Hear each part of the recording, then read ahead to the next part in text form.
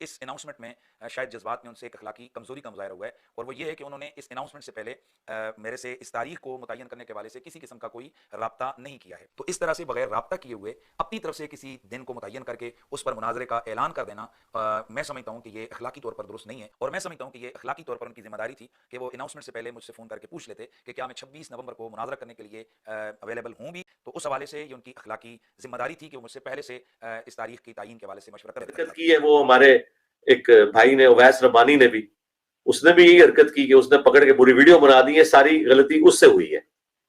پھر میں نے اسے فون پہ ڈانٹا, میں نے کہا یار تم نے یہ کیا حرکت کی ہے؟ تو وہ کہنے لگا نہیں وہ یہ میرا خیال تھا اس میں سے. میں نے کہا یار میں نے پورا خیال کلیئر کیا, پھر تم نے اپنا لقمہ میرے منہ میں کیوں ڈالا ہے؟ میں نے کب یہ بات کی ہوئی ہے؟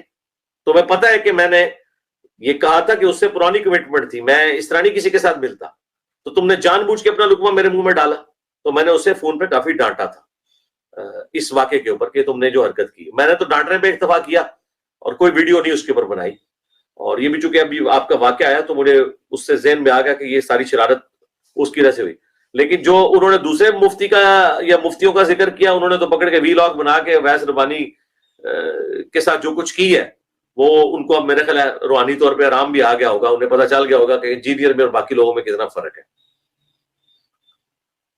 اور اس میں وہ اویس ربانی کے ساتھ جو کچھ انہوں نے کیا وہ جسٹیفائی ہیں وہ لوگ کرنے میں, کیونکہ وہ خام خواہ میرے بھی آپ کے اوپر کمٹمنٹ کر رہے ہیں. میں نے کبھی کسی کے ساتھ کیا کمٹمنٹ کی ہے مناظرے کی؟ کبھی نہیں کی ہے الحمدللہ.